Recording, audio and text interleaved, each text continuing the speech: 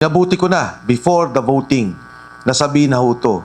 Yung mga congressmen na kausap ko, dalawa po ang panakot sa kanila. Una, hindi na i-release yung pondo para sa kanilang mga distrito. Okay. O dun sa mga party list, hindi na magre-release ng pondo. Ang pangalawa po, kakasuhan din sila. Kinuha yung lahat ng SALN nila para sila kasuhan. Nabanggit ko po itong mga bagay na to kasi maging sa Kongreso at sa Senado, may mga ganyang pananakot na ginagawa para ma-impeach si BP Inday Sara para matanggal yung kanilang kalaban sa 2028. So, tama yung binanggit ni Attorney Mike, tayo, taong bayan, tayo mga nagsasalita, ituloy po natin yan, pero mukhang humihingi na rin ng tulong yung mga kasama natin sa Kongreso. Humingi sila ng tulong dahil sila po mismo ginigipit na rin. Pondo at kaso. Yun po ang ginagawa sa kanila. Marami ang hindi boboto ng impeachment dahil hindi sila naniniwala. Okay. Marami din naman po na napipilitan dahil naiipit sa sitwasyon ngayon. So I wanted to relay that sa mga kasamahan po natin para lang din malaman naman nila. At baka naman din yung mga congressmen na ginigipit, magsalita na rin. At sabihin nila yung totoong nangyayari sa Kongreso sa ngayon. Sa totoo lang po, sa impeachment, mas importante po ba ang ebidensya o ang dami ng boto? Kasi kagaling siya sa house no? Yes. Oo. Oho. So, magandang tanong yan kay Ko. Actually, nandito yung copy nung kanilang mismong ipinas ng complaint. Sa totoo, wala akong makita. Hindi ko talaga maintindihan kung ano itong Did final... you make it public already? Itong hindi pa. Hindi pa ata, I'm not sure. Pero ito, official copy.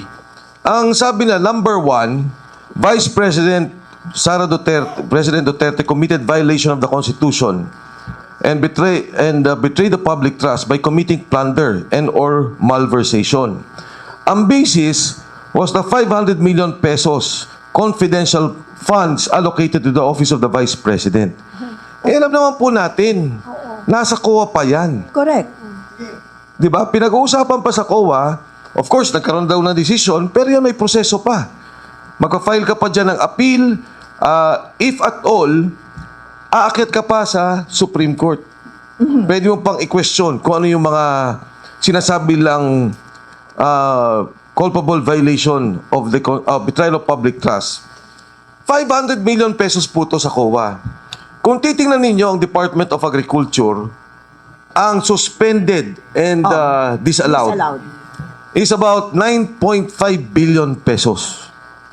Ang DPWH is about 17 billion pesos. In the Department of DSWD, kung di ho ako nagkakamali, 10.5 billion pesos. Ang lahat ng departamento, kasama ang DOH. In fact, ang DOH pa ho. Yes, oo. Bukod sa 10 billion pesos, more or less, meron pa siyang 125 million pesos na expired medicine. Or about to expire. Yes. About 125 to 150 million.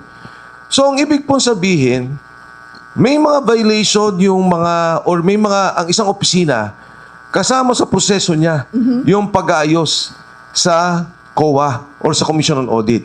Ang tanong, bakit hindi nila iniimbestigahan kahit isa sa mga departamento? Bakit nakatutok kay Vice President? Yung kanilang iniimbestigahan.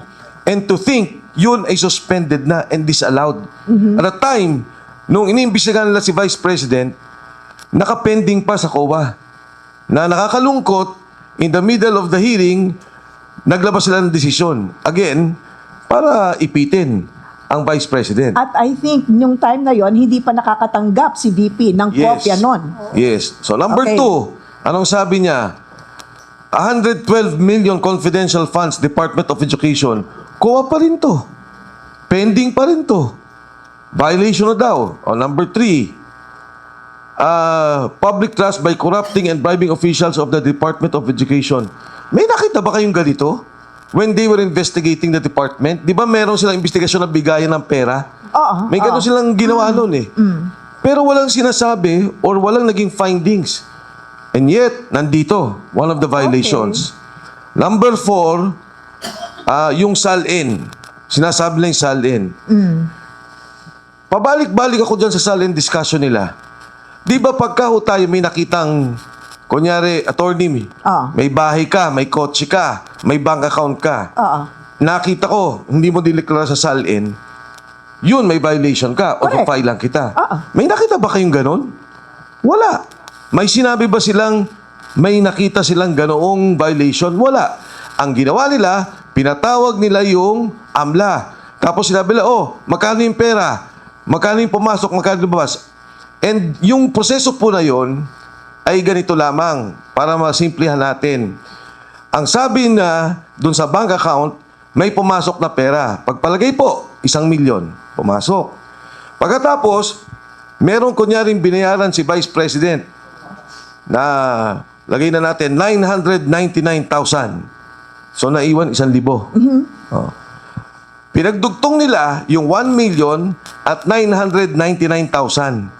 Yun daw ang nandoon sa account. Paano naman nangyari yun?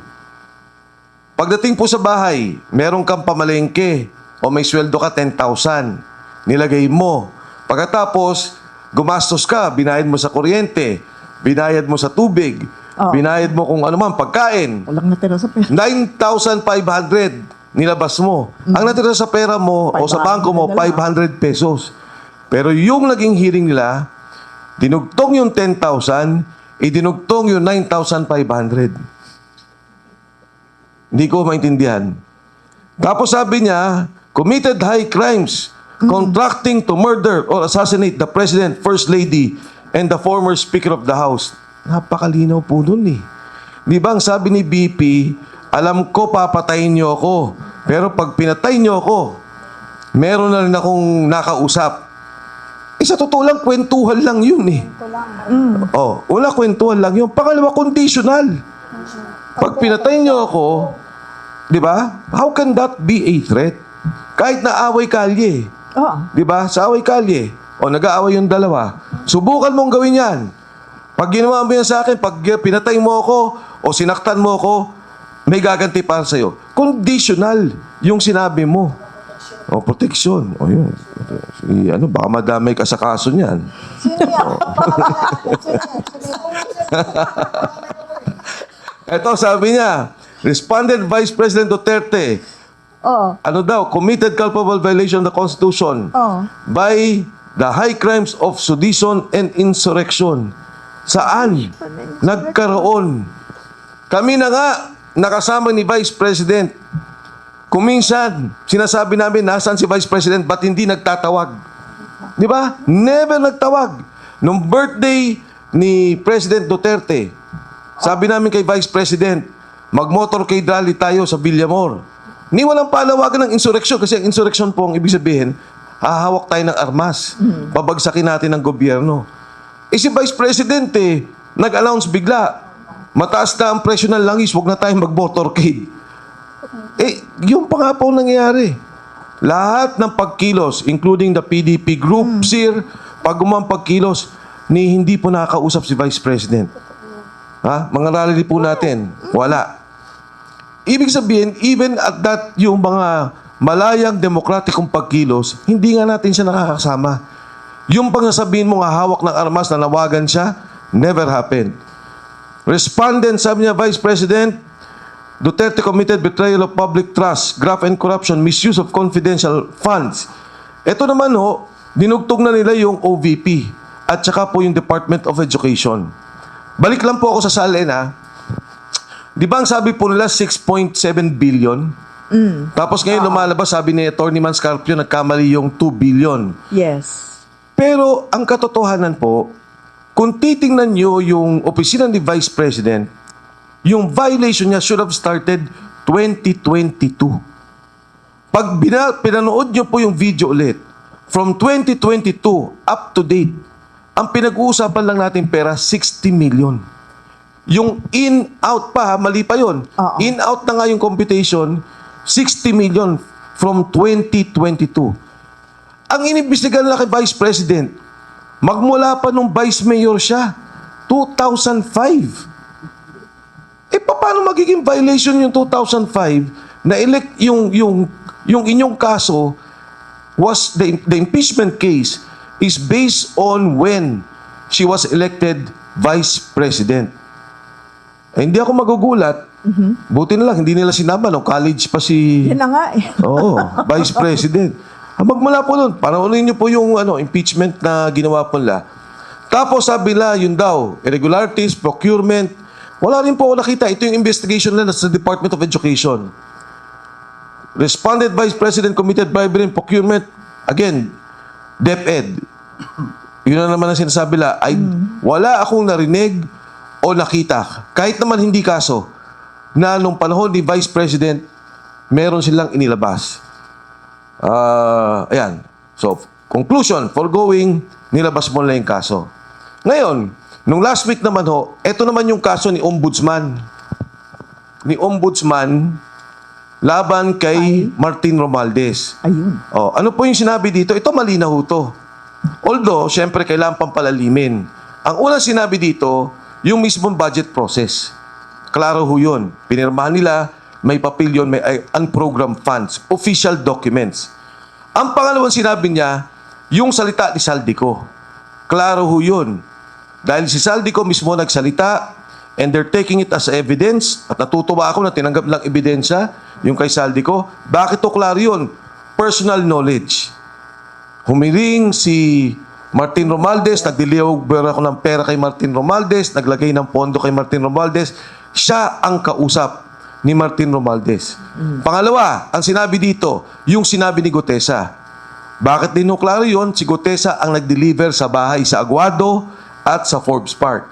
And kinuha ho dito yung 18 Marines yung dalawang sinabi. Si Navidad, Sergeant Navidad and Sergeant Esquivel na nag-deliver din doon kay Martin Romualdez. So ito ho, personal knowledge. And then the third part ay yung Dami Corporation. So magmula sa sinasabing source ng pondo, yung budget, at doon sa sinasabi ni Saldi na ako nagbigay, at doon sa delivery ng mga sundalo, malinaw po yun. Ang kailangan na lang po nating makuha ay yung mismong salita ni Saldi. Kasi may ledger si Saldi. Etong flood control project na to, kumita ako 30 billion. Di ba? Doon sa ledger niya, sinabi niya, diniliver ko dito. Nakalista rin kung sino. At yung mga tao na mga sundalo ang nag-deliver ng pondo. So having said that, kami ho sa Mayo 11, May 11, may rally ho kami. Ma'am, ngayon ko lang sasabihin sa iyo, kasama namin yung PDPQC doon sa meeting. Although pinaalam naman sa inyo, we will be together sa May 11 dyan po sa Kongreso. Magrarally kami. Of course, alam namin, democratic process to. Ipapasa nila yan. Katulad binanggit mo, ma'am. Wala nang batayan to. Talagang politika na lang.